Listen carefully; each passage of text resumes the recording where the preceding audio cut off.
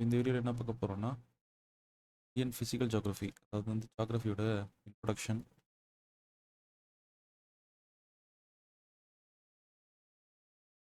இதில் வந்து ஜியோகிராஃபியோட சிலபஸ் கொடுத்துருப்பாங்க. இது வந்து யூனிட் 3ல் இருக்குது. இதில் இருக்கக்கூடிய டோட்டல் சிலபஸ் இங்கே வந்து டிகோட் பண்ணலாம். ஃபஸ்ட்டு வந்து அமைவிடம். அதாவது அமைவிடம் அப்படின்றப்போ இது குரூப் 4 பொறுத்த வரைக்கும் நமக்கு வந்து இந்த இடத்துல வந்து புவி அமைவிடம்ன்ற வார்த்தை வந்து கொடுத்துருப்பாங்க. இது குரூப் 2 அண்ட் 1ல் வந்து அமைவிடம்ன்ற வார்த்தையோட சிம்பிளாக முடிச்சிருப்பாங்க. அடுத்து இயற்கை அமைவுகள், அதாவது இந்தியாவுடைய அமைவிடம், அடுத்து இந்தியாவுடைய இயற்கை அமைவுகள். இந்தியாவில் பருவமழை காலநிலை தொடர்பானது வந்து மழைப்பொழிவு, வானிலை மற்றும் காலநிலை, அடுத்து நீர்வளங்கள், ஆறுகள், மண், கனிம வளம், இயற்கை வளம், காடு மற்றும் வன உயிரினம், வேளாண் முறைகள். இது ஃபுல்லாகவே வந்து ஃபஸ்ட்டு ஒரு 2 படத்துலேயே கவர் ஆகிடும். இது வந்து போக்குவரத்து, தகவல் தொடர்பு. அதுக்கப்புறம் சமூக புவியியலில் மக்கள் தொகை புவியியல் தொடர்பானது, அடர்த்தி, பரவல், இனம், மொழிக்குழுக்கள், முக்கிய பழங்குடியினம். கடைசி ஏரியா வந்து பேரிடர் மற்றும் பேரிடர் மேலாண்மை. சுற்றுச்சூழல் தொடர்பான விஷயங்களை ஜியாகிரஃபியில் எங்கே வச்சுருக்காங்க. பருவநிலை மாற்றம், பசுமையாற்றல் தொடர்பானது. இது டோட்டலாக பார்த்தோன்னா ஒரு 6லேருந்து 8 கொஷின் வந்து கேட்குறாங்க. தமிழ்நாடு ஜியாகிரஃபி வந்து நமக்கு வந்து யூனிட் 9ல் கேட்குறாங்க. யூனிட் 9ல் தனியாக கேட்குறாங்க. யூனிட் 3ல் இல்லை. அது நம்ம சொல்லலாம். ஃபர்ஸ்ட் வந்து நம்ம வந்து இந்த தெரிஞ்சுக்கிறப்போ ஹெமிஸ்பியர்ஸ்ன்றதுலேருந்து தெரிஞ்சுக்க ஆரம்பிப்போம். உலகத்துலேருந்து தெரிஞ்சுக்க ஆரம்பிப்போம். முதல்ல வந்து இந்த பிரபஞ்சம் இது உணவான விஷயம்லாம் பார்த்தோன்னா இந்த பெருவெடிப்பு கோட்பாடுன்னு சொல்லிட்டு சொல்லுவாங்க. Big bang theory. ஒரு சிறிய ஒரு அணு ஒன்று 13.7 பில்லியன் வருஷத்துக்கு முன்னாடி 13.7 பில்லியன் வருஷத்துக்கு முன்னாடி ஒரு சிறிய அணு, அது என்னன்னா அது வெடித்து அப்படியே பிரபஞ்சம் விரிவடைஞ்சிக்கிட்டே இருக்குது அப்படிங்கிற மாதிரி வந்து சொல்கிறாங்க. இப்போ வரைக்கும் நம்மளோட பிரபஞ்சம் வந்து விரிவடைஞ்சிக்கிட்டு இருக்குது அப்படின்ற மாதிரி வந்து சொல்கிறாங்க. ஸோ இந்த பிக் பேங் தியரி. இதுக்கப்புறம் என்னென்னா இந்த நெபுலா தியரின்னு ஒரு விஷயம் சொல்லுவாங்க. அதாவது வந்து ஒரு இளமையான சூரியனை சுற்றி மேகக்கூட்டம் போன்ற ஒரு அமைப்பு இருக்கும். அந்த மேகக்கூட்டம் போன்ற அமைப்பு தான் என்ன ஆகுதுன்னா காலப்போக்கில் சுற்றிக்கிட்டு இருக்கப்போ அக்ரியேஷன், அதாவது வந்து எல்லாம் ஒன்றோட ஒன்று கூடி ஒவ்வொன்றும் தனித்தனி கோள்களாக உருவாக ஆரம்பிச்சது அப்படிங்கிற மாதிரி வந்து சொல்கிறாங்க. இதுதான் வந்து இப்போதைக்கு வந்து கோள்கள் உருவானதுக்கு அடுத்து வந்து இந்த நட்சத்திரங்கள் பிரபஞ்சம் உருவானதுக்கான விஷயம்லாம் இப்படி தான் வந்து நம்ம ஒரு தியரி வச்சுட்டு நம்ம அதை ஃபாலோ பண்ணிட்டு நெக்ஸ்ட் வந்து இப்போ வந்து ஏர்த்தை பொறுத்த வரைக்கும் இது ஒரு 5 பில்லியன் இயர்ஸ் முன்னாடி, அதாவது ஒரு சுமாராக சொன்னால் ஒரு 5 பில்லியன் இயர்ஸ் முன்னாடி. ஒரு சூரிய குடும்பன்றதே ஒரு 4 பாயிண்ட் சம்திங் பில்லியன் இயர்ஸ் முன்னாடி தான் உருவானது மாதிரி இருக்கும். அடுத்து வந்து பார்த்தோன்னா இந்த ஹெமிஸ்பியர்ஸ் அப்படிங்கிறத தெரிஞ்சுக்கிறோம். இது எதற்காக அப்படின்னு சொல்லி பார்த்தோன்னா நம்ம பூமி வந்து நம்மளுடைய ஒரு பகுப்பாய்வு செய்கிறதுக்காக நாம் இதை வந்து புரிஞ்சுக்கிறோம். இந்த மாதிரி வந்து பூமி வந்து 2ஆக பிரிச்சுக்கிறோம். ஸோ வந்து அது வந்து ஜியாய்டு ஷேப்னு சொல்லிட்டு சொல்லுவாங்க. எக்ஸாக்டாக வந்து கோள வடிவத்தில் இருக்காது. பூமியுடைய வடிவம்னு யாராவது கேட்டாங்கன்னா ஜியாய்டு ஷேப். ஜியாய்டு ஷேப் அப்படின்னு சொல்லப்படக்கூடியது.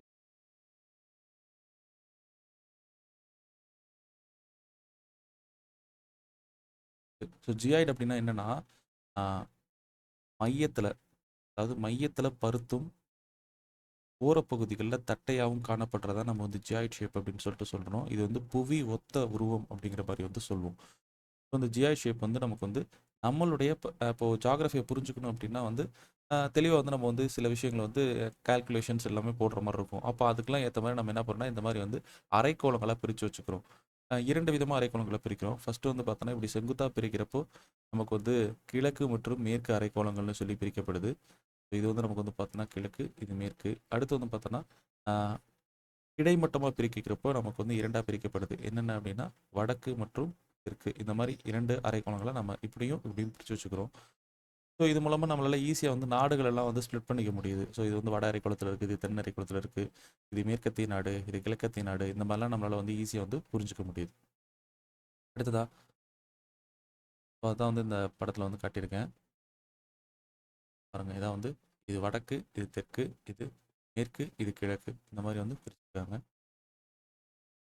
லேட்டிடியூட் அப்படின்னா என்னன்னு சொல்லிட்டு பார்க்கணும். அடுத்து வந்து நமக்கு வந்து இந்த அச்சக்கோடுகள் தீர்க்கக்கோடுகள் அப்படிங்கிறது ஏன் அப்படின்னா உள்ளுக்குள்ளே போகிறப்ப நமக்கு வந்து அச்சக்கோடு தீர்க்கக்கோடுலாம் இல்லாமல் ஜாகிரஃபியை புரிஞ்சுக்கிறதுன்றது முடியாது. ஜாகிரஃபி அப்படின்னா என்னென்னா ஃபஸ்ட்டு வந்து நம்மளை சுற்றி இருக்கக்கூடிய டிஸ்கிரிப்ஷன் ஆஃப் எர்த். இதான் வந்து நம்ம கொடுக்கப்பட்டிருக்க டெஃபனிஷன். அதாவது பூமியை பற்றி அறிந்து கொள்தல் தான் ஜாகிரஃபி அப்படின்னு சொல்லிட்டு சிம்பிளாக முடிச்சுட்டு போயிடுவாங்க. அதனால் ஜாகிரஃபி இல்லாமல் எதுவுமே கிடையாது.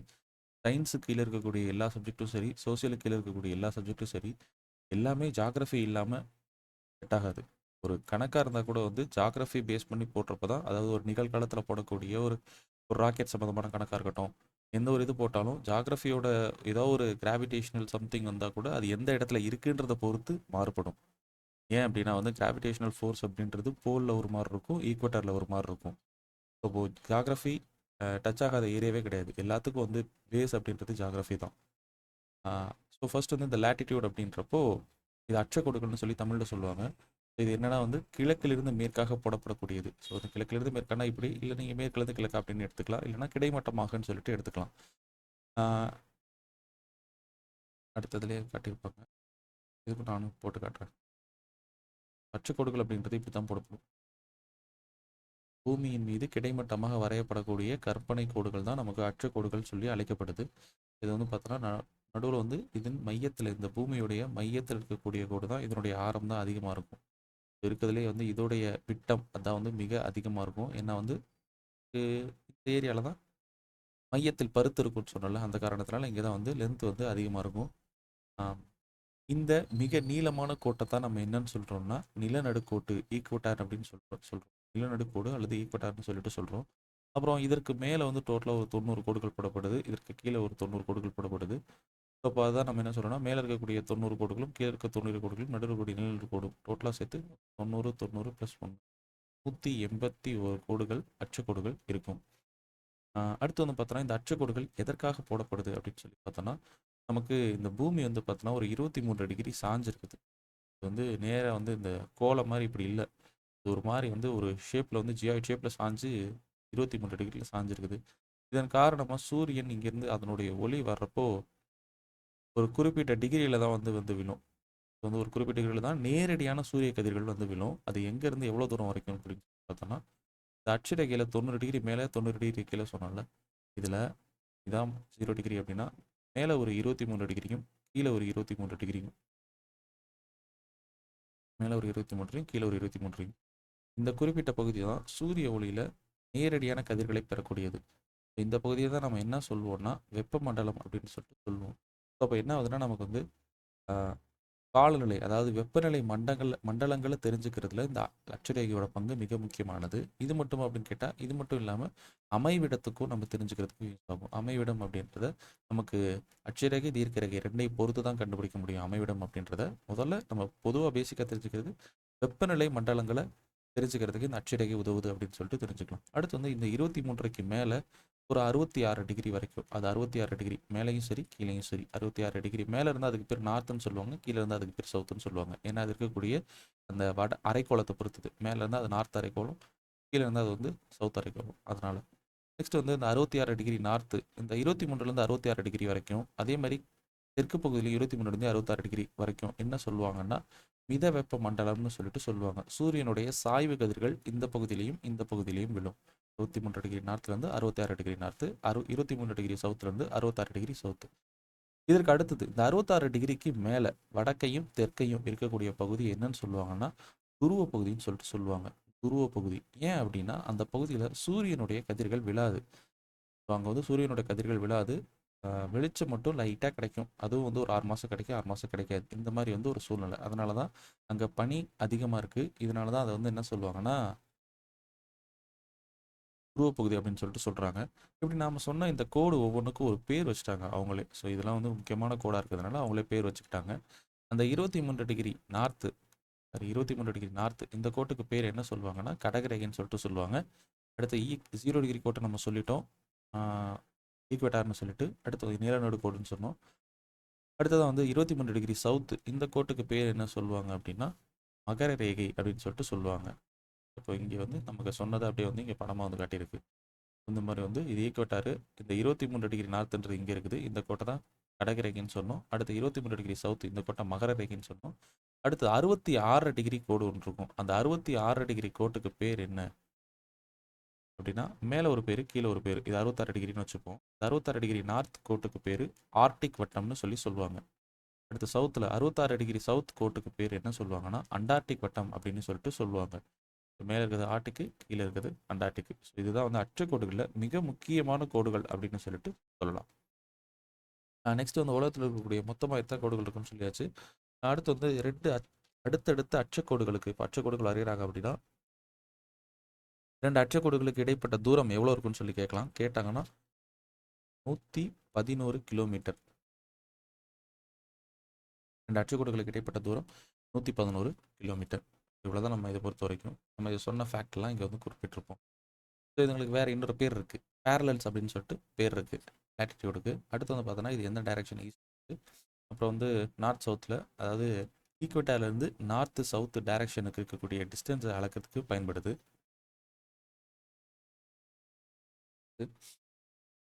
இது வந்து ஒன்றுக்கு ஒன்று வந்து பேரலாக காணப்படும். அதனால தான் இது வந்து பேரலல்ஸ்னு சொல்லி சொல்கிறாங்க, இணைகள்னு சொல்லி அழைக்கப்படுது.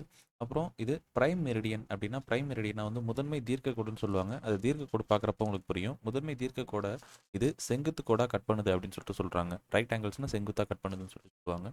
அடுத்தது line the planes that cross the earth's axis at right angles. Right ஆங்கிள்ஸ்னால் அதுவும் செங்குத்தாக தான் கட் பண்ணுதுன்றாங்க. நெக்ஸ்ட்டு இது வந்து ஷார்ட்டட் வேர்ட் போல்ஸ், அதாவது நமக்கு வந்து இந்த கோடுகளை பொறுத்த வரைக்கும் துருவ பகுதியில் சின்னதாக இருக்கும், ஈக்குவேட்டர் பகுதியில் ரொம்ப பெருசாக இருக்கும். இதை தான் கடைசி பாயிண்டில் சொல்கிறாங்க. நெக்ஸ்ட்டு லாங்கிடியூட் அப்படின்னா என்ன அப்படின்னா, பூமியின் மீது செங்குத்தாக வரையப்படக்கூடிய கோடுகள். பூமி மேலே செங்குத்தாக வரையப்படக்கூடியகள். இதற்கு முன்னாடி அந்த லேட்டிடியூடை பொறுத்த வரைக்கும் ஒரு விஷயம் என்னென்னா, அந்த கோடுகள் எல்லாமே பார்த்தோன்னா ஒரே நீளம் உடையவான்னு கேட்டால் இருந்திருக்காது. இதுதான் நம்ம கடைசி பாயிண்டில் கூட தெரிஞ்சிருக்கும். ஒவ்வொரு கோடும் ஒவ்வொரு நீளத்தில் இருக்கும். துருவ பகுதியில் சின்னதாகவும் மையப்பகுதியில் பெருசாக இருக்கும்னு சொல்லி சொன்னோம். ஆனால் அந்த லாங்கிடியூடை பொறுத்த வரைக்கும் எல்லா கோடுகளும் ஒரே நீளத்தில் இருக்கும். ஏன் அப்படின்னா இது ஒரே இடத்துல தான் வரையப்படுது. ஓகேங்க, துருவ பகுதியிலேருந்து வருதுன்னா அது அப்படியே வந்து மறுபடியும் இந்த இடத்துக்கு போயிட்டு மறுபடியும் பூமிக்கு அந்த பக்கமாக இப்படி வருதுன்னா மறுபடியும் வந்துட்டு இந்த பக்கமாக எந்த இடத்துல ஆரிஜின் ஆச்சோ அதே இடத்துக்கே வந்து சேரும். எங்கே உருவாச்சுன்னா அடுத்தது இப்படி போயிட்டு மறுபடியும் அந்த வழி வழியாக வந்து சேரும். அது ஒரு இதுக்கு ஒரு எக்ஸாம்பிள் சொல்லணும்னா, ஒரு ஆரஞ்சு ஷேப்பில், ஆரஞ்சுக்கு எப்படி அந்த ஆரஞ்சோட சுளைகள் இருக்குல்ல, அந்த மாதிரி வந்து ஆரஞ்சு சாத்துக்குடி அந்த மாதிரி ஷேப்பில் இருக்கும். லேட்டிடியூடு அட்சரேகையை பொறுத்த வரைக்கும் ஒரு ஆப்பிளை கட் பண்ணுற மாதிரி, ஆப்பிள் வந்து ஸ்லைஸாக டைப் இருக்கும், ஆப்பிளே ஒரு உருளைக்கிழங்கையோ அந்த மாதிரி வந்து லேட்டிடியூடை பொறுத்த வரைக்கும். லாங்கிடியூடை பொறுத்த வரைக்கும் ஒரு ஆரஞ்சு அந்த மாதிரி ஷேப்பில் ஞாபகத்தில் வச்சுட்டா லாங்கிடியூடுன்றது கரெக்டாக இருக்கும். ஸோ நெக்ஸ்ட்டு இந்த கோடுகள் எதற்காக போடப்படுது அப்படின்னு சொல்லி பார்த்தோன்னா, முக்கியமாக நேர மண்டலம் அப்படிங்கிற விஷயத்த நம்ம தெரிஞ்சுக்கிறதுக்காக, நமக்கு ஏன்னா உலக நாடுகளிடையே நேரம் அப்படிங்கிறது வந்து மாறுபடுது. இது தெரிஞ்சுக்கிறதுக்காக தான் இந்த லாங்கிடியூட் அப்படின்றது வந்து போடப்படுது. ஸோ வேறு என்ன, உள்ளே போய்ட்டு அப்படியே பார்த்துக்கலாம் எக்ஸ்ட்ரா டேட்டாஸை. ஸோ இந்த கோடுகளுக்கு வந்து மெரிடியன் அப்படின்னு சொல்லிட்டு ஒரு வார்த்தை இருக்குது. இந்த கோடுகளுக்கு மெரிடியன் அழைக்கப்படுது. ஸோ மெரிடியன் எந்த கோடு அழைக்கப்படுதுன்னு கேட்கலாம், லாங்கிடியூட். அடுத்து இது வந்து நார்த் சவுத் டைரெக்ஷனில் தான் வந்து இது வந்து பாஸ் ஆகுது. ஸோ வந்து நமக்கு நார்த் சவுத் டைரெக்ஷனில் தான் போடப்பட்டிருக்குது. அப்புறம் வந்து measure distance east or west of the prime meridian. So வந்து நமக்கு வந்து பார்த்தோன்னா பிரைம் மெரிடியன்லேருந்து கிழக்கு மற்றும் மேற்கு பகுதிகளில் டிஸ்டன்ஸை அளக்கிறதுக்காக பயன்படுது. இந்த பிரைம் மெரிடியன் இவ்வளோ நேரம் சொல்லிக்கிட்டு இருக்கோம். ஏன்னா என்ன அப்படின்னா, இந்த நேரத்தை நம்ம அளக்கிறதுக்கு பயன்படுதுன்னு சொல்லிட்டு சொல்லணும். அதுக்கான காரணத்தை நம்ம அடுத்து எதுவும் போட்டு வச்சுருக்கோம், இங்கே போட்டு வச்சுருக்கேன். இது என்ன அப்படின்னா, இதுதான் வந்து நமக்கு வந்து இந்த டைரக்ஷன் தான் இருக்கக்கூடிய அந்த ஆக்லாந்துன்னு ஒரு இடம் இருக்குல்ல, இங்கே தான் தினசரி பார்த்தீங்கன்னா தினமும் கரெக்டாக வந்து இப்போ ஒரு பூமி வந்து ஒரு நாளைக்கு வந்து தன்னைத்தானே சுற்றிட்டு வருது. ஸோ தன்னைத்தானே வந்து சுற்றிட்டு வருது. அது வந்து பார்த்தோன்னா மேற்குலேருந்து கிழக்காக சுற்றுது. அப்படி சுற்றி வரப்போ ஏதோ ஒரு பாயிண்டில் அது வந்து முடிவடையும். ஸோ வந்து மறுபடியும் ஒரு நாள் ஆரம்பிக்கின்ற மாதிரி தெரியுது. ஏன்னா இப்போ 24 மணி நேரத்தில் ஒரு தடவை தன்னைத்தானே சுற்றிட்டு வந்துடுது, தன்னைத்தானே வந்து ரொட்டேட் பண்ணிக்குது. அப்படி ரொட்டேட் பண்ணுறப்போ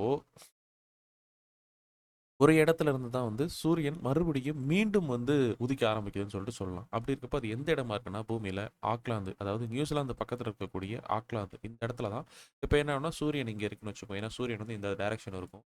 அப்படி இருக்கப்போ என்ன ஆகுதுன்னா, இது ஒரு ரவுண்டு அடிச்சுட்டு வந்துட்டு மறுபடியும் இந்த ஆக்லாந்து பகுதிக்கு வர்றப்போ இங்கே இருந்தால் மறுபடியும் சூரியன் உதிக்க ஆரம்பிக்கும். அப்படி சூரியன் இங்கே உதிக்குது. சூரியன் உதிக்குதுன்றதுக்கு காரணம் என்னென்னா, நமக்கு பூமி சுற்றுறது தான், மற்றபடி சூரியன் வந்து நம்மளை தேடி வரல, நாம தான் சூரியன் சுற்றிக்கிட்டு இருக்கோம்.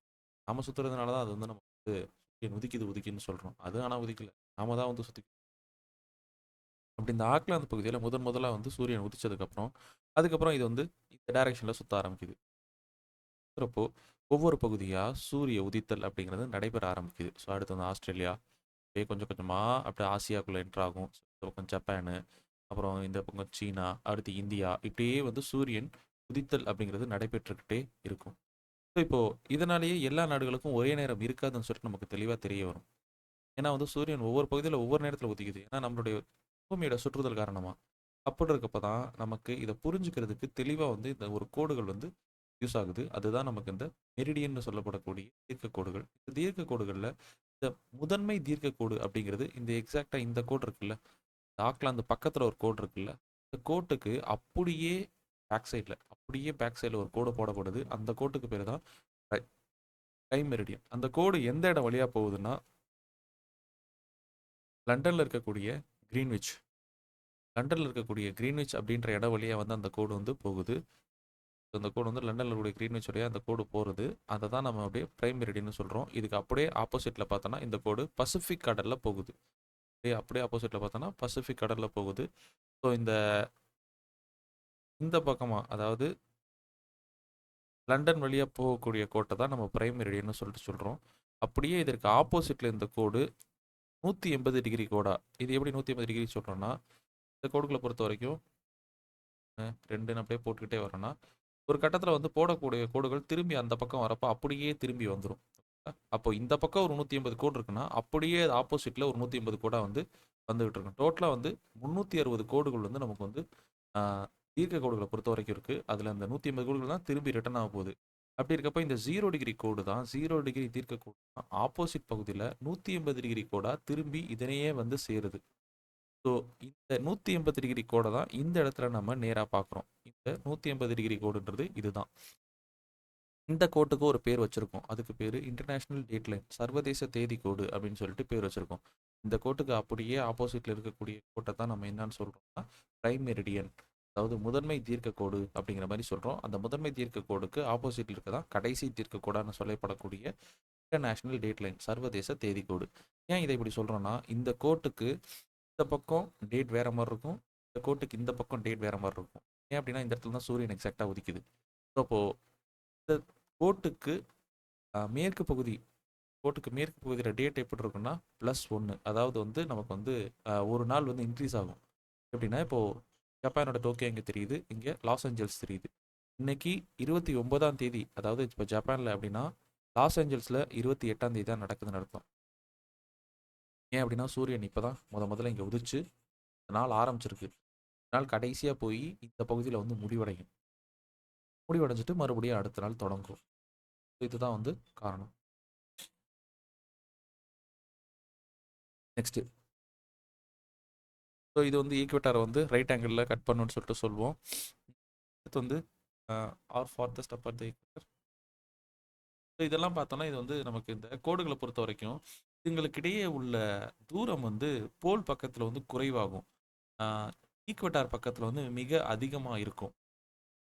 அடுத்தது எல்லாம் ஈக்குவல், இதோட லென்த் எல்லாமே வந்து ஈக்குவலாக இருக்கும்னு சொல்லியாச்சு. அப்புறம் are halves of great circles, இது எல்லாமே வந்து அரை வட்டங்களாக இருக்கும்னு சொல்லிட்டு சொல்லியிருக்காங்க. ஸோ இவ்வளோதான் நமக்கு வந்து கோடுகள் அப்படிங்கிறத பொறுத்து.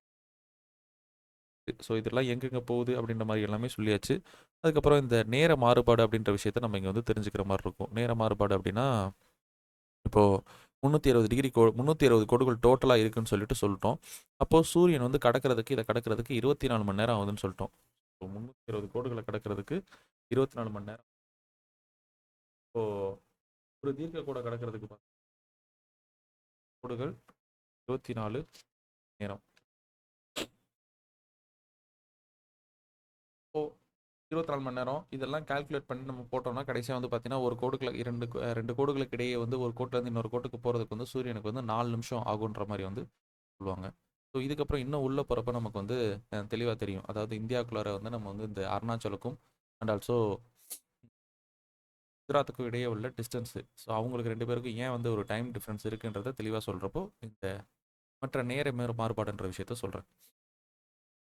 அப்போது தீர்க்க கோடுகளை பொறுத்த வரைக்கும் நமக்கு தெரிய வர்றது நேர மண்டலத்தை கணிக்கிறதுக்கு பயன்படுது. அது மட்டும் இல்லாமல் அமைவிடம், இப்போது அச்சக்கோடுக்கும் தீர்க்க கோடுக்கும் அமைவிடம் அப்படின்னு சொல்லிட்டு ஒரு வார்த்தையை சொன்னோம். ஏன் அமைவிடம்னா இங்கே அதை புரிஞ்சிடும் தெளிவாக. இப்போது நான் என்ன சொல்கிறேன்னா, ஒரு கோடு இருக்குது, இது ஒரு 23 டிகிரி கோடு வச்சுப்போம். நான் என்ன சொல்கிறேன், ஒரு பையன் வந்து இந்த இடத்துல நிற்கிறான்னா 23 டிகிரி கோட்டில் இருக்கான். அவன் வந்து உலகத்தில் யாரோ ஒருத்தருக்கு மெசேஜ் அனுப்புகிறான், நான் இந்த மாதிரி வந்து 23 டிகிரி கோட்டில் இருக்கேன், நீ வந்து கூப்பிட்டுக்கோ அப்படின்னு சொல்லிட்டு. அவன் இங்கே ஒரு சவுத் அமெரிக்காவில் இங்கே இருக்கான்னு கூட வச்சுப்போம். இப்போ இந்த இடத்துல தான் வந்து 23 டிகிரி கோடில் அவனை தேடி போகணும்னா இந்த டோட்டல் கோடும் 23 டிகிரி கோடு தான். இதில் போய் அவனை போய் எங்கேன்னு கண்டுபிடிக்க, இதே இந்த 23 டிகிரி கோட்டில் ப்ளஸ் அது இல்லாமல் எக்ஸ்ட்ரா ஒரு டேட்டா கொடுக்குறான். ஸோ நான் 23 டிகிரி கோட்டில் இருக்கேன், அது மட்டும் இல்லாமல் 23 டிகிரி நார்த் கோட்லையும் அண்ட் ஆல்சோ ஒரு 40 டிகிரி ஈஸ்ட் கோட்லையும் இருக்கேன் அப்படின்னு சொல்கிறான்னா இது ரெண்டும் கட் பண்ணக்கூடிய இடத்துல அவன் நிற்கிறான்னு அர்த்தம். ஸோ அப்போ அவனை ஈஸியாக கண்டுபிடிச்சிட முடியும். இப்படி தான் அமைவிடம்ன்றதை கண்டுபிடிக்க முடியாது. நம்மளுடைய உலகத்தோட ஜிபிஎஸ் நம்ம யூஸ் பண்ணக்கூடிய மேப் எல்லாமே இந்த லேட்டிடியூட் லாங்கிடியூடை பொறுத்து தான் செயல்படுது. Next rotation of earth. அதாவது பூமியை பொறுத்த வரைக்கும் 2 மோஷன்ஸு வந்து rotation of earth and revolution of the earth. ரொட்டேஷன் அப்படிங்கிறது தன்னைத்தானே சுற்றி கொள்ளுதல். ரெவல்யூஷன் அப்படிங்கிறது சூரியனை சுற்றி வர்றது. ரொட்டேஷன் வந்து தன்னுடைய அச்சை பற்றி கொண்டு இப்படி தான் 23 டிகிரியில் சாஞ்சிருக்கும். தன்னைத்தானேயும் சுற்றிக்குது. தன்னைத்தானே சுற்றிக்கிட்டே போயிட்டு என்னென்னா அப்படியே சூரியனையும் சுற்றி வருது. இதுதான் வந்து நமக்கு வந்து ரொட்டேஷன் ரெவல்யூஷன். ரொட்டேஷனுக்கு டோட்டலாக வந்து 24 மணி நேரம்னு சொல்லிட்டு நம்ம சொல்கிறோம். அடுத்தது ரெவல்யூஷனை பொறுத்த வரைக்கும் நமக்கு வந்து 364 நாள். ஸோ இன்றைக்கி தான் வந்து 29ஆம் தேதி. இந்த 4 வருஷத்துடைய ஒரு நாள் இந்த நாள். ரெவல்யூஷன் ஆஃப் ரெவல்யூஷனை பொறுத்த வரைக்கும் அதாவது ரொட்டேஷனை பொறுத்த வரைக்கும் என்ன நடக்குதுன்னா டே அண்ட் நைட் நடக்குது. இரவு மற்றும் பகல் மாறுபாடு நடக்குது. ரெவல்யூஷனை பொறுத்த வரைக்கும் சீசன் சேஞ்சு. இப்போ வந்து நமக்கு வந்து 1 வீக்கில் வந்து நமக்கு மகா சிவராத்திரி வரும். ஸோ வந்து பார்த்தோன்னா சிவராத்திரி முடிகிறதா நமக்கு வந்து பார்த்தோன்னா பனிக்காலம் முடிஞ்சு வெயில் காலம் ஆரம்பிக்குதுன்னு சொல்லிட்டு அது ஒரு பழைய காலத்தில் வந்து ஒரு இது இருக்குது. ஸோ அந்த மாதிரி தான் வந்து இந்த பனிக்காலம் முடிஞ்சு வெயில் காலம் ஆரம்பிக்கிறதுடைய ஒரு தொடக்கமாக தான் அந்த சிவராத்திரின்றது வந்து கொண்டாடப்படும். ஸோ இதில் எக்ஸாம்பிள் வந்து பாருங்கள். இதில் சூரியன் இருக்குது. ஃபஸ்ட் எடுத்தோன்னே நம்ம வந்து இருக்கக்கூடிய ஒரு டேட் எடுத்துப்போம். ஜூன் மாதம் எடுத்துப்போம். நமக்கு அடுத்து வரக்கூடியது ஜூன் மாதம் தான். அப்போது இல்லை நமக்கு மார்ச்சில் இருக்குமா, மார்ச் 21. இப்போ தான் நமக்கு என்ன ஆகுதுன்னா சூரியன் வந்து நமக்கு நம்மளுடைய இப்போ சூரியன் எங்கே இருக்குது எக்ஸாக்டாக சொன்னால் ஸ்ப்ரிங் வந்து பிகின்ஸ். அதாவது நார்தன் ஹெமிஸ்பியரில் வந்து இந்த இலையுதிர் காலம் அப்படிங்கிற விஷயம் வந்து ஏன்னா வந்து சூரியன் வந்து நம்மளுடைய நிலநடுக்கோட்டு பகுதியில் இந்த மார்ச் மாதம் வரப்போகுது. சம பகலிரவு நாள்னு சொல்லிட்டு நம்ம ஆல்ரெடி போன ஒரு கிளாஸில் சொல்லியிருப்போம். சம பகலிரவு நாள் வந்து நமக்கு வந்து மார்ச் 22, மார்ச் 21 இந்த விஷயத்தை வந்து நம்ம வந்து சொல்லியிருப்போம். ஸோ இந்த நிலநடுக்கோட்டு பகுதியில் சூரியன் இருக்கக்கூடிய அந்த நாளை மார்ச் 21. இதுக்கப்புறம் என்னென்னா சூரியன் வந்து நார்த்தன் ஹெமிஸ்பியரில் மூவ் ஆக ஆரம்பிக்குது. அதாவது வட அரைக்கோளத்தில் மூவ் ஆரம்பிக்குது. இது காரணம் ஆக்சுவலாக உண்மையை சொன்னால் சூரியன் எதுவும் மூவ் ஆகலை, நாம தான் மூவ் ஆகிறோம். நம்மளோட ரெவல்யூஷனால அப்படி தெரியுது. இதுக்கப்புறம் என்னன்னா இந்த ஜூன் 21 வரைக்கும் இதோட மூவ்மெண்ட் வந்து நார்தன் ஹெமிஸ்பியர் வட அரைக்கோளத்தை நோக்கி இருக்கும். இப்போ எப்படி இருக்குன்னா இப்போ இங்கே தான் வந்து பூமி இருக்குன்னு வச்சுப்போம். ஸோ சூரியன் வந்து மூவ் ஆகுதுன்னு சொன்னோன்னா இருந்து கொஞ்சம் கொஞ்சமாக நம்ம கணக்குக்கு மேலே போகிற மாதிரி, அதாவது நார்தன் ஹெமிஸ்பியரை நோக்கி போகிற மாதிரி. பட் நாம தான் அதுக்கேற்ற மாதிரி சுற்றிக்கிட்டு இருக்கோம். ஆனால் நம்ம புரிஞ்சுக்கிறதுக்காக இப்படி சொல்கிறோம். அப்படி வட அரைக்கோளத்தில் தான் நாமளும் இருக்கோம். அதனால தான் நமக்கு வந்து வெப்பம் வந்து இதுக்கப்புறம் அதிகமாக ஆரம்பிக்கும். குளிர்காலம் முடிஞ்சு வெப்பக்காலம் அதிகரிக்க ஆரம்பிக்குது. எக்ஸாக்டாக அந்த ஜூன் 21 அன்னைக்கு tropic of cancer 23 degree north கோட்டின் மேலே அந்த சூரியன் வந்து இருக்கும். ஜூன் 21ஆம் தேதி. அடுத்தது அதுக்கப்புறம் என்ன ஆகும்னா அந்த ஜூன் 21 முடிஞ்சதுக்கு அப்புறமேட்டு என்ன ஆகும், சூரியன் வந்து ஏன்னா சூரியனோட மூவ்மெண்ட் ஆல்ரெடி சொல்லியிருப்போம். இந்த 23 டிகிரிலேருந்து 23 டிகிரி வரைக்கும் தான் மூவ் ஆகும். 23 டிகிரி நார்த்துலேருந்து 23 டிகிரி சவுத் வரைக்கும் தான் மூவ் ஆகும்னு சொல்லியிருப்போம். நெக்ஸ்ட் என்ன ஆகும், இந்த ஜூன் 21ஆம் தேதிக்கு அப்புறம் நார்தன் ஹெமிஸ்பியர்லேருந்து நிலநடுக்கோட்டை நோக்கி மூவ் ஆக ஆரம்பிக்கும். அப்போது மூவ் ஆகிட்டு செப்டம்பர் 23 அன்னைக்கு மறுபடியும் நிலநடுக்கோட்டுக்கு வரும். அப்போ இந்த செப்டம்பர் 23 அப்போல்லாம் நமக்கு பார்த்தோன்னா அதுக்கப்புறம் அந்த காலகட்டத்தில் நமக்கு வந்து செப்டம்பர் முடிஞ்ச அக்டோபர் மாதம் தான் நமக்கு வந்து வடகிழக்கு பருவமழை ஆரம்பிக்க போகுது. வெப்பம்லாம் முடிஞ்சு மழை ஆரம்பிக்க போகிற காலம். அதுக்கப்புறம் செப்டம்பர் 23 அப்புறம் மறுபடியும் என்ன ஆகுது, நிலநடுக்கோட்டிலேருந்து சதர்ன் ஹெமிஸ்பியரை நோக்கி போக ஆரம்பிக்குது. அதாவது சதர்ன் ஹெமிஸ்பியர்னா தெற்கு அரைக்கோளத்தில் இருக்கக்கூடிய மகர ரேகையை நோக்கி மூவ் ஆக ஆரம்பிக்கும். டிசம்பர் 21ஆம் தேதி எக்ஸாக்டாக மகர ரேகை மேலே இருக்கும். எக்ஸாக்டாக மகர ரேகை மேலே இருக்கும். அதுக்கப்புறம் மறுபடியும் என்ன ஆகும்னா மறுபடியும் பழைய இதாக்கி சதர்ன் ஹெமிஸ்பியரில் இருக்கக்கூடிய மகர ரேகையிலிருந்து மீண்டும் நிலநடுக்கோட்டை நோக்கி மூவ் ஆகி மார்ச் 21ஆம் தேதி நிலநடுக்கோட்டுக்கு வந்துடும். இப்படியே வருஷம் இதே சைக்கிள் தான் நடந்துக்கிட்டு இருக்குது. போயிட்டு போயிட்டு போயிட்டு போயிட்டு தான் வந்துக்கிட்டு இருக்குது. ஸோ இதுதான் வந்து சீசன் சேஞ்ச் அப்படிங்கிறது வந்து இதுதான் காரணமாக இருக்குது. ரெவல்யூஷன் தான் காரணமாக இருக்குது.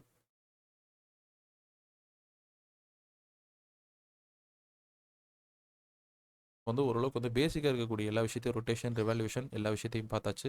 இதுக்கப்புறம் அந்த நேர மாறுபாடு அப்படிங்கிறத உள்ளே போகிறப்ப நமக்கு இந்தியாவோட அட்சரேகை பார்க்குறப்ப உங்களுக்கு தெளிவாக வந்து தெரிய வரும்.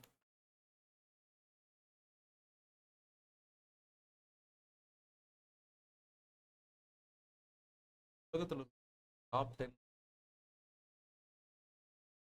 பரப்பளவு அடிப்படையில் டாப் 10 நாடுகள் நீங்கள் பார்த்தாலே தெரியும். ஃபர்ஸ்ட் வந்து நமக்கு வந்து ரஷ்யா. இது லிஸ்ட்டே வந்து நான் வந்து கொடுத்துருந்துருப்பேன். ஃபர்ஸ்ட் வந்து ரஷ்யா, இரண்டாவது கனடா, மூன்றாவது யுஎஸ்ஏ அமெரிக்கா, நான்காவது சைனா,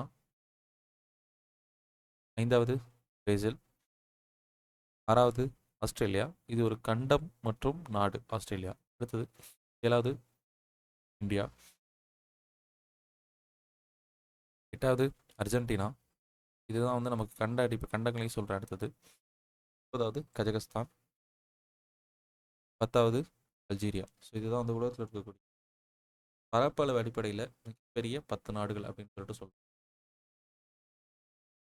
கண்டங்களை நம்ம வந்து பிரித்தோம் அப்படின்னா ஃபர்ஸ்ட் வந்து நமக்கு வந்து 7 கண்டங்கள் இருக்குது. அதுக்கப்புறம்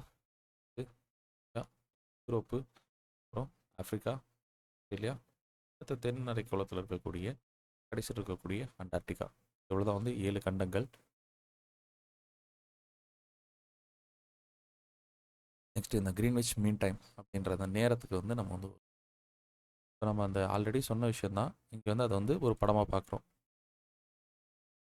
உலகத்தின் நேர மாறுபாடு எப்படி இருக்குது அப்படிங்கிற மாதிரி அந்த இடத்துல நம்ம வந்து ஒரு ரவுண்ட் ஷேப்பில் சொன்னோம். இங்கே அதை வந்து ஒரு மேப் ஷேப்பில் ஒரு 2D ஷேப்பில் நம்ம வந்து சொல்கிறோம். ஸோ நம்ம தான் சொன்னோம் இந்த சன் வந்து ஆக்லாந்து பக்கத்தில் தான் ஃபஸ்ட்டு வந்து இதாகும்னு சொல்லிட்டு சொன்னோம். இங்கே தான் முதல்ல உதிக்கும் அப்படின்னு சொல்லிட்டு சொன்னோம். அதுக்கப்புறம் கொஞ்சம் கொஞ்சமாக மூவ் ஆகி இந்த டைரெக்ஷனில் போகும் அப்படின்னு சொல்லிட்டு சொல்லியிருப்போம்.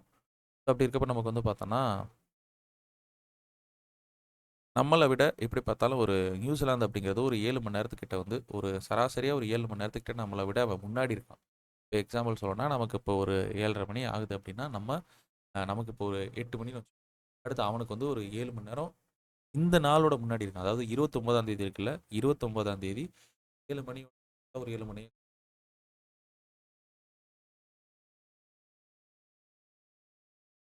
ஆகுது. அவனாவது நியூசிலாந்தில் மதியம் 3 மணிக்கிட்ட ஆக போகுது இப்போ. ஓ ஏன் அப்படின்னா சூரியன் அவனுக்கு முன்னாடியே உதிச்சிருச்சு. அப்போ நமக்கு இப்படி இருக்கு, நம்மளுக்கு பின்னாடி இருக்கக்கூடிய இவனுங்களுக்கு எப்படி இருக்கும் அப்படின்னா எக்ஸாம்பிள் இப்போ லண்டன் எடுத்துப்போம். லண்டன் வந்து நம்மளோட ஒரு 5:30 மணி நேரம் பின்னாடி இருக்கான். எனக்கு பின்னாடி இருக்கான் அப்படின்னா இப்போ எனக்கு 7:30 மணி ஆகுது. எனக்கு 5:30 மணி நேரம் பின்னாடி இருக்கான். கரெக்டாக சொல்லணும் நம்ம 7:30 மணி தான் 5 மணி நேரம் பின்னாடினா 2:30 மணி நேரம். நைட்டு 2:30 மணி 5 மணி நேரம்னா அடுத்து வந்து ஒரு அரை மணி நேரம்னா நைட்டு 2 மணி ஆக போகுது. லண்டனுக்கு வந்து இப்போ வந்து பார்த்தோன்னா நேற்று 28ஆம் தேதி கணக்கு. ஏன்னா வந்து நமக்கு இங்கிலீஷ் கேலண்டரை பொறுத்த வரைக்கும் சூரியன் உதிச்சா தானே. அப்போ 28ஆம் தேதி நைட்டு 2:30 மணி ஆகுதுன்னு அர்த்தம். ஓகேங்களா? அது 28ஆம் தேதினா சாரி, இது இங்கிலீஷ் கேலண்டரை பொறுத்த வரைக்கும் நமக்கு இது 12 மணி ஆயிடுச்சுனாலே ஆயிரும்ல. ஆமாம், 29ஆம் தேதி காலையில் 2 மணி ஆகிறது லண்டனுக்கு. 29ஆம் தேதி மதியம் 3 மணி ஆகிறது நியூசிலாந்துக்கு. நமக்கு காலையில் 7:30 மணி ஆயிருக்குது. இவ்வளோதான் வந்து இந்த நேர மாறுபாடு அப்படிங்கிறது. இப்படி பல்வேறு நாடுகளுக்கு பல்வேறு நேர மாறுபாடு அப்படிங்கிறது இருக்கும். ஏன்னா வந்து சூரியனோட உதிப்பு காரணமாக இப்போ ஒரு நாட்டுக்குள்ளாரையே வந்து பரப்பளவு மிக பெருசாக இருக்குல்ல. அப்போ அவங்களுக்குள்ளே நிறைய டிஃப்ரென்ஸ் இருக்கும்ல. எக்ஸாம்பிள் இப்போ ரஷ்யா பார்த்துப்போம். இந்த கார்னர்லேருந்து இந்த கார்னர் வரைக்கும் இருக்குது. இப்போ இவங்களுக்குலாம் பார்த்தோன்னா உலகத்தோட மிகப்பெரிய நாடு. ஒரு நாட்டுக்குள்ளாரையே பல்வேறு பகுதிகளில் பல்வேறு நேரம் இருக்கும். அப்போது ஒரு குறிப்பிட்ட பகுதியாக இவங்க என்ன பண்ணுறாங்கன்னா இந்த பகுதிக்கு நம்ம இந்த நேரத்தை எடுத்துக்கிறோம், இந்த பகுதிக்கு நம்ம இந்த நேரத்தை எடுத்துக்கிறோம் அப்படிங்கிற மாதிரி வந்து நேரங்களை மண்டலங்களாக பிரித்து வச்சுக்கிறாங்க. உலகத்தில் டோட்டலாக ஒரு 24 நேர மண்டலம் இருக்குது. அதில் ரஷ்யா மட்டுமே 11 நேர மண்டலத்தை வச்சுருக்காங்க. அடுத்து வந்து நம்ம இந்தியாவுக்கு வந்து நம்ம ஒரே ஒரு நேர மண்டலம் தான் வச்சுருக்கோம். இந்தியாவுக்கு வந்து ஒரே ஒரு நேர மண்டலம் தான் வச்சுருக்கோம். அப் டு நம்ம கட்சியிலிருந்து குஜராத்தில் இருக்கக்கூடிய கட்சியிலேருந்து அருணாச்சல் வரைக்கும் நம்ம எக்ஸாக்டாக என்ன பண்ணுறோம்னா அச்சக்கோடுகளை உள்ளே பார்த்துட்டு அதுக்கப்புறம் நம்ம பார்ப்போம். ஸோ வந்து ஏன் வந்து அந்த பாயிண்ட் எடுத்தாங்க அப்படின்ற மாதிரி விஷயம் எல்லாத்தையும் பார்ப்போம். Next Indian standard time. இதுக்கு முன்னாடி நமக்கு வந்து இந்த அமைவிடம் அப்படிங்கிறது வந்து தெரியும்.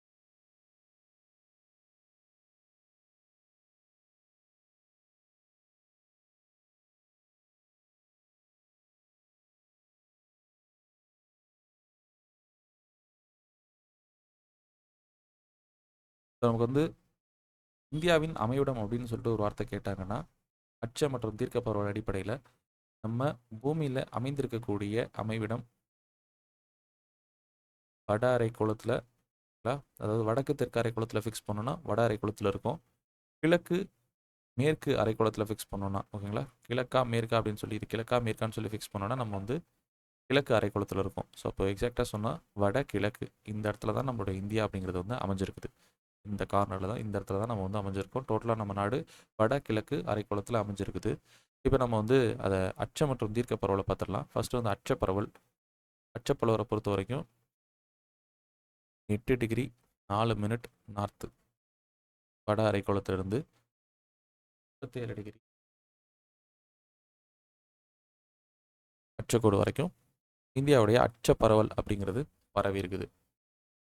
நெக்ஸ்ட் வந்து பார்த்தோன்னா தீர்க்க கோடுகளை பொறுத்த வரைக்கும் 68 டிகிரி 7 மினிட்டு, அடுத்து 68 டிகிரி 7 மினிட் ஈஸ்ட்ல இருந்து 97 டிகிரி 25 மினிட் ஈஸ்ட் வரைக்கும் பரவி இருக்குது. ஸோ அச்ச பரவலி தான், தீர்க்க பரவலி தான்.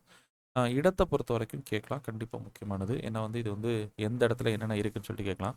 8 டிகிரி 4 மினிட் நார்த்தை நம்ம என்னன்னு சொல்லுவோம்னா கேப் குமரி, கன்னியாகுமரி அப்படின்னு சொல்லிட்டு சொல்லுவோம். அடுத்து வந்து 37 டிகிரி 6 மினிட் நார்த்து, இந்த இடத்த என்னன்னு சொல்லுவோம்னா இந்திரா கோல், இந்திரா கோல், இந்திரா கோல் அப்படிங்கிற மாதிரி வந்து சொல்லுவோம். நெக்ஸ்ட் வந்து தீர்க்க பரவலை பொறுத்த வரைக்கும் 68 டிகிரி 7 மினிட், இந்த இடத்து என்னன்னு சொல்லுவோம்னா ரன் ஆஃப் கட்ச். கட்ச், ரான் ஆஃப் கட்ச் அப்படின்னு சொல்லிட்டு குஜராத்தில் இருக்கக்கூடிய பகுதி அந்த 68 டிகிரி 7 மினிட். அப்புறம் 97 டிகிரி 25 மினிட், இது என்ன அப்படின்னா பூ2, அதாவது வந்து அருணாச்சல் இருக்கக்கூடிய பூ அப்படின்னு சொல்லிட்டு சொல்லுவாங்க இந்த இடம். ஸோ இதுதான் வந்து நமக்கு மெயின்லேண்டில் இதுதான். தீவு கூட்டத்தை சேர்த்தோன்னா நம்மளோட எல்லை இன்னும் கொஞ்சம் இன்க்ரீஸ் ஆகும். ஸோ இந்த கார்னரில் வந்து பார்த்தீங்கன்னா நமக்கு அந்தமான் நிக்கோபர் தீவு இருக்கும்.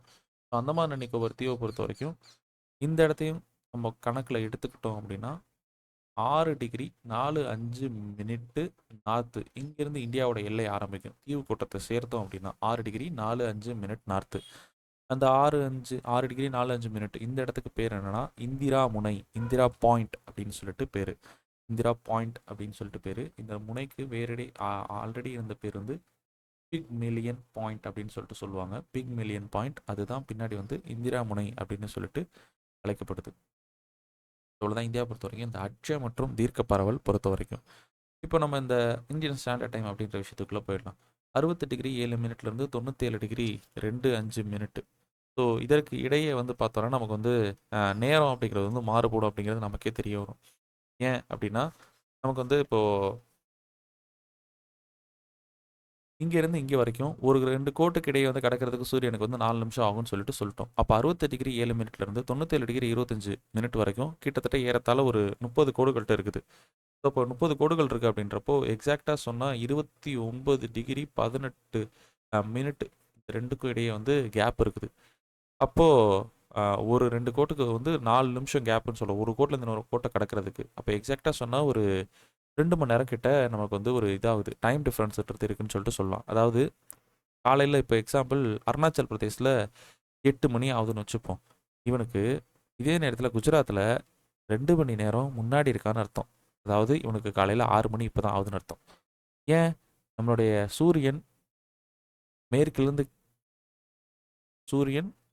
கிழக்கிலிருந்து மேற்கா வருது, நாம தான் மேற்கிலேருந்து கிழக்கா சுற்றுறோம். அப்போ அந்த கிழக்கிலேருந்து மேற்கா போகிறதுனால முதல்ல வந்து நமக்கு சூரியன் உதிக்கிற இடம் அருணாச்சல், கடைசியாக உதிக்கக்கூடிய இடம் ரான் ஆஃப் கட்ச். ஸோ அப்போது இங்கே காலையில் 6 மணி ஆச்சு அப்படின்னா இவனுக்கு காலையில் 4 மணி ஆகுதுன்னு அர்த்தம். இப்போ காலையில் 8 மணி ஆகுதுன்னா இவனுக்கு காலையில் 6 மணி தான் ஆகுதுன்னு அர்த்தம். அப்போ நேரம்ன்றது மாறுபாடுன்றது இருக்க தான் செய்யுது. அப்போ நம்ம நாட்டில் வந்து பொதுவாக எல்லாருக்கும் ஏற்ற மாதிரி ஒரு நேரத்தை நான் ஃபாலோ பண்ணணும் அப்படின்னா அதுக்கு தான் நான் என்ன பண்ணுறேன்னா இந்த 2 கோட்டுக்கும் பொதுவாக இருக்கக்கூடிய ஒரு கோட்டை நான் எடுத்துக்கிறேன். இந்த 68 டிகிரி 7க்கும் 38 டிகிரி 25க்கும் பொதுவாக இருக்கக்கூடிய ஒரு கோடு. அந்த கோட்டோடைய தீர்க்க பரவல் 82 degree 30 minute east, 82 degree 30 minute east. So இதை தான் நம்ம என்ன பண்ணுறோன்னா இந்தியாவுடைய திட்ட நேரமாக எடுத்துக்கிறோம். இந்த கோட்டுக்கு இந்தியன் ஸ்டாண்டர்ட் டைம் அப்படின்னு சொல்லி பேர் வச்சுருக்கோம். ஸோ இது எந்த இடம் வழியாக போகுது அப்படின்னு சொல்லி பார்த்தோன்னா, உத்தரப்பிரதேசத்தில் இருக்கக்கூடிய அலகாபாத், அதாவது பிரயாக்ராஜ்னு தற்போது அழைக்கப்படக்கூடியது, அந்த இடத்துல இருக்கக்கூடிய மிர்சாப்பூர் இந்த இடத்தின் வழியாக தான் அந்த கோடு வந்து போகுது. நெக்ஸ்ட் இந்த கோடு வந்து நமக்கு பிரைம் மெரிடியன்றது லண்டனில் இருந்து பார்த்தோன்னா, அங்கேருந்து எவ்வளோ தூரத்தில் டிஸ்டன்ஸில், ஸோ எவ்வளோ தூரம் அப்படின்னு சொல்கிறத விட எவ்வளோ நேரம் நமக்கு அவங்களுக்கு டிஸ்டன்ஸ் அப்படின்னா +5.30, அதாவது ப்ளஸ் 5.5 மணி நேரம் டிஃப்ரென்ஸ் இருக்கும் அவங்களுக்கும் நமக்கும். அதாவது நான் அதையே சொல்லிட்டேன், இப்போ அவனுக்கு நைட்டு 2 மணி ஆகுதுன்னா நமக்கு இப்போ 7:30 மணி ஆகிட்டு இருக்குன்ற மாதிரி ஒரு டிஃப்ரென்ஸ் சொல்லல, இதை தான் வந்து சொல்லியிருக்கோம். ஸோ அப்போது Indian standard time is equal to +5.30 GMT அப்படின்னு சொன்னால் கரெக்டாக இருக்கும். இந்திய திட்ட நேரம் அப்படிங்கிறது இதுதான். நம்ம ஒரு நேர வேறுபாடுன்றது ஒரு அப்ராக்சிமேட்டாக 2 மணி நேரம்னு சொன்னோம். எக்ஸாக்டாக சொல்லணும் அப்படின்னா 1 மணி நேரம் 57 நிமிஷம் 12 வினாடி. 1 மணி நேரம் 57 நிமிஷம் 12 வினாடி. ஒரு அப்ராக்சிமேட்டாக நம்ம வந்து ஒரு 2 மணி நேரம் அப்படின்ற மாதிரி வந்து சொல்லிட்டோம். ஸோ இதுக்காக தான் நம்ம இந்திய திட்ட நேரம், இந்தியா ஃபுல்லாக முழுசாக ஒரு நேரம் கரெக்டாக நம்ம ஃபாலோ பண்ணுறதுக்காக இதை ஃபாலோ பண்ணுறோம். இது வந்து அரசு அலுவலகங்கள் எல்லாருக்கும் ஏற்ற மாதிரி இது இருக்கணும்னு. இது எப்படி அரசு அலுவலகங்கள்? நமக்கெல்லாம் இதை பற்றி அவ்வளோவா தெரியல. இதே இந்த நார்த் ஈஸ்ட்லேயோ இல்லை குஜராத் சைட்லேயோ இருக்கவங்களுக்கு இது சம்மந்தமான ஒரு புரிதல் அப்படிங்கிறது இருக்கும். ஏன்னா நாம் வந்து கிட்டத்தட்ட வந்து நமக்கு இந்த தீர்க்கக்கோடுக்கு ரொம்ப பக்கத்தில் தான் இருக்கும். அதனால் நமக்கு அவ்வளோ டிஃப்ரென்ஸ் வந்து தெரியல. ஏன் அப்படின்னா, இப்போ காலையில் வந்து 10 மணிக்கு ஆஃபீஸ் வந்து இந்தியாவில் இருக்கக்கூடிய எல்லா ஆஃபீஸும் தொடங்கணும் அப்படின்னா, அது மட்டும் இல்லாமல் இப்போது இந்திய திட்ட நேரத்தின் அடிப்படையில் தான் 10 மணிக்கு தொடங்குவாங்க. இந்திய திட்ட நேரத்தின் அடிப்படையில் தான் 10 மணிக்கு தொடங்குவாங்க. எப்படின்னா, இவனுக்கு காலையில் 10 மணி ஆகிறப்போ, இங்கே இருக்க குஜராத்தில் இருக்கவனுக்கு 8 மணி தான் ஆகும். அப்போது பொதுவாக வந்து நான் என்ன பண்ணுறேன்னா, 2 பேருக்கு பொதுவாக இருக்கக்கூடிய ஒரு டைமை ஃபிக்ஸ் பண்ணுறேன். இந்தியன் ஸ்டாண்டர்ட் டைமில் 10 மணி ஆகிறப்போ அப்படின்னு நான் ஃபிக்ஸ் பண்ணுறேன்னா, இந்த வாட்ச் எடுத்து இவன்ட்டையும் வச்சுருவேன். ஸோ அப்போது அந்த 10 மணி ஆகிறப்போ இவனுக்கு வந்து 11 மணிக்கிட்ட இருக்கும். இவனுக்கு 9 மணி தான் இருக்கும். ஆனால் 2 பேரும் வேலையை இந்தியன் ஸ்டாண்டர்ட் டைம் படி தொடங்கணும் அப்படின்றதுனால, இவன் 9 மணிக்கு ஸ்டார்ட் பண்ணுவான், இவன் 11 மணிக்கு ஸ்டார்ட் பண்ணுவான். ஆனால் அங்கே இந்தியன் ஸ்டாண்டர்ட் டைம் வாட்சும் இருக்கும். ஸோ இப்போ எல்லாருமே ஒத்திசைந்து வேலை பார்க்க முடியும். ஸோ இவன் வேலைக்கே வராத நேரத்தில் வேலை பார்த்துட்டு இருந்தால் நல்லா இருக்காது. ஏன்னா இந்தியாவில் இருக்கக்கூடிய அலுவலகங்கள்லாம் அப்படி இருந்தால் நல்லா இருக்காதுன்றதுக்காக, ஸோ நம்ம இந்தியன் ஸ்டாண்டர்ட் டைமில் ஒரு டைமை ஃபிக்ஸ் பண்ணி அதுக்கேற்ற மாதிரி நம்ம வந்து ஒர்க் பண்ணுறோம். அவ்வளோதான். ஸோ இது வந்து இந்த ஒரு கால்குலேஷன் ஒன்று சொன்னேன், அது வந்து இங்கே வந்து போட்டிருக்கோம். 360 டிகிரியை கடக்கிறதுக்கு 24 மணி நேரம் ஆகுது. 1 மணி நேரத்தில் டோட்டலாக வந்து 15 கோடுகள் வந்து கடக்கப்படுது. 1 மணி நேரத்தில் 15 கோடுகள் வந்து சூரியன் வந்து கடக்குது. 1 மணி நேரத்தில் 24 மணி நேரத்தில் 360 கோடுகள், 1 மணி நேரத்தில் 15 கோடுகள். அடுத்து வந்து ஒரு கோடுகளை கடக்கிறதுக்கு அதாவது 2 கோடுகள், ஒரு கோடுலேருந்து இன்னொரு கோட்டுக்கு போகிறதுக்கு, இட் மீன்ஸ் ஒரு கோடை கடந்து முழுசாக போகிறதுக்கு 4 நிமிஷம் ஆகுது சூரியனுக்கு. அப்படின்றத நம்ம இந்த இடத்துல வந்து தெளிவாக சொல்ல வரோம். அவ்வளோதான் நமக்கு வந்து இதை பொறுத்த வரைக்கும். அடுத்ததான் வந்து நமக்கு இந்தியாவுடைய பேசிக்காக இருக்கக்கூடிய எல்லா விஷயங்களும் பார்த்துட்டோம். அதுக்கப்புறம் துணை கண்டம்னு சொல்லிட்டு ஒரு வார்த்தை வந்து சொல்லுவாங்க. இந்தியாவை பொறுத்த வரைக்கும் ஒரு துணை கண்டம் அப்படிங்கிற மாதிரி சொல்லுவாங்க. ஏன் அப்படின்னா, ஒரு கண்டத்தில் காணப்படக்கூடிய அளவு வேறுபாடுகளை இந்தியா மற்றும் அது பக்கத்தில் இருக்கக்கூடிய சில நாடுகள்லேயே காணப்படுது. இந்தியாவில் மற்றும் அது பக்கத்தில் இருக்கக்கூடிய சில நாடுகளாலேயே அது கலந்து காணப்படுது. ஏன்னா இந்த இடம் வந்து ஃபுல்லாக வந்து ஹிமாலயாஸ் வந்து அடைச்சிருது. இவங்களை வந்து வரவிடாமல், மற்றவங்களாம் வரவிடாமல் அடைச்சிருது. அது என்னென்ன நாடுகள் அப்படின்னு சொல்லி பார்த்தோம்னா, இந்தியா, பாகிஸ்தான், நேபாளம், பூட்டான், பங்களாதேஷ், மியான்மர் மற்றும் ஸ்ரீலங்கா. ஸோ இந்த ஒரு 7 நாடுகள் தான் நம்ம என்ன சொல்கிறோன்னா இந்திய துணைக்கண்டம் அப்படிங்கிற மாதிரி சொல்கிறோம். இந்தியன் சப்கான்டினென்ட்னு சொல்கிறோம். இங்கே வந்து பார்த்தோன்னா ஒரு கண்டத்தில் காணப்படக்கூடிய அளவுக்கு இயற்கை நில அமைப்பாக இருக்கட்டும், காலநிலை, தாவரம், இயற்கை தாவரம், கனிம வளம், மனித வாழிடம், கலாச்சாரம்னு சொல்லிட்டு பல்வேறு வேறுபாடுகள் காணப்படுது. அதனால தான் இந்திய துணைக்கண்டம் அப்படின்ற மாதிரி வந்து சொல்கிறோம். நெக்ஸ்ட் வந்து இந்தியாவின் பரப்பளவு. ஸோ இந்தியாவுடைய பரப்பளவு, நெய்பரிங் கண்ட்ரிஸ் முன்னாடி இந்தியாவோட பரப்பளவுலாம் முடிச்சுட்டு போயிடலாம். இந்தியாவோட பரப்பளவு பொறுத்த வரைக்கும் 32,87,263 ஸ்கொயர் கிலோமீட்டர். இந்தியாவோட பொறுத்த வரைக்கும் 32,87,263 ஸ்கொயர் கிலோமீட்டர். இது பூமியோட மொத்த பரப்பளவில் 2.4%. 2.4%. உலகத்திலேயே மிகப்பெரிய நாடாக இருக்கக்கூடிய ரஷ்யா வந்து அவங்க தான் அதிகமான பரப்பளவில் வச்சுட்டு இருக்காங்க. நெக்ஸ்ட் வந்து அடுத்து வந்து பார்த்தோன்னா இந்தியாவோட பரப்பளவு. ஸோ உலக அளவில் பார்த்தோன்னா நம்ம வந்து 7வது இடம்னு சொல்லிட்டோம். ஆசிய கான்டினென்ட்டில் வந்து பார்த்தோன்னா நம்ம வந்து 2வது இடத்துல இருக்கோம். ஆசிய கண்டத்தில் நாம தான் 2வது இடம். அவ்வளோதான். அடுத்தது வந்து இந்தியாவுடைய நெய்பரிங் கண்ட்ரிஸ் பார்த்துடலாம். இந்தியாவிற்கு என்னென்ன திசைகளில் என்னென்ன நாடுகள் எப்படி இருக்குன்னு சொல்லிட்டு பார்த்துடலாம். ஃபர்ஸ்ட் வந்து வடக்கே, சரி இது வடமேற்கே வச்சுப்போம். வடமேற்கே பாகிஸ்தான், ஓகேங்களா. ஸோ இந்த இடத்துல வந்து ஆப்கானிஸ்தான் வந்து ஒரு குறிப்பிட்ட சின்னதாக ஒரு பகுதியில் வந்து நம்மளோட எல்லையை வந்து பகிர்ந்துக்கிறாங்க. பட் இந்த இடம் வந்து நமக்கு வந்து இந்த இடத்துல வந்து நமக்கு வந்து லைன் ஆஃப் கண்ட்ரோல் அப்படின்றது இருக்குது. லைன் ஆஃப் கண்ட்ரோல், அதாவது உண்மையான எல்லை கோடு அப்படின்னு சொல்லுவாங்க. எல்லை கட்டுப்பாட்டு கோடுன்னு சொல்லிட்டு சொல்லுவாங்க. இந்தியாவுக்கும் பாகிஸ்தானுக்கும் இது வந்து பாகிஸ்தான் ஆக்குபைடு காஷ்மீர் அப்படின்ற இடத்துல வந்து இருக்குது. பாகிஸ்தான் ஆக்குபைடு காஷ்மீர் இந்த இடம், அதாவது பாகிஸ்தான் ஆக்கிரமிப்பு காஷ்மீராக இருக்குது. இந்த இடம் தான் நம்மக்கிட்ட இருக்குது. ஸோ இந்த ரெண்டுக்கும் இடையே வந்து நம்ம வந்து லைன் ஆஃப் கண்ட்ரோல் அப்படின்னு சொல்லிட்டு ஒரு கோடு போட்டு இங்கே தான் இராணுவ வீரர்கள் ஃபுல்லாக வந்து நம்மளை வந்து இங்கேயும் சர்வேலன்ஸில் இருக்காங்க. அவங்க ஆளுங்கள் இங்கேயும் நம்ம ஆளுங்க ஃபுல்லாக வந்து இங்கேயும் இருக்கும். அடுத்து வந்து இந்த பகுதி வந்து இது வந்து 1962 வாக்கில் நடந்த ஒரு சீனாவுக்கு நமக்கு நடந்த போரில் வந்து இந்த இடத்த வந்து அவங்க கேப்சர் பண்ணி வச்சுருக்காங்க. இந்த இடத்த வந்து நம்ம வந்து இது ரெண்டுக்கும் இடைப்பட்ட கட்டுப்பாட்டு கோடை வந்து லைன் ஆஃப் ஆக்சுவல் கண்ட்ரோல் அப்படிங்கிற மாதிரி வந்து சொல்லுவோம். லைன் ஆஃப் ஆக்சுவல் கண்ட்ரோல் அப்படிங்கிற மாதிரி சொல்லுவோம். சீனாவுக்கும் இந்தியாவுக்குமான இந்த எல்லை கோடு லைன் ஆஃப் ஆக்சுவல் கண்ட்ரோல், பாகிஸ்தானுக்கும் நமக்குமான எல்லை கோடு லைன் ஆஃப் கண்ட்ரோல் அப்படிங்கிற மாதிரி சொல்லுவோம். அடுத்தது இப்போ இந்தியாவுடைய வடமேற்கே நமக்கு வந்து பார்த்தோன்னா பாகிஸ்தான், வடக்கே ஆப்கானிஸ்தான், சீனா மற்றும் நேபாளம்.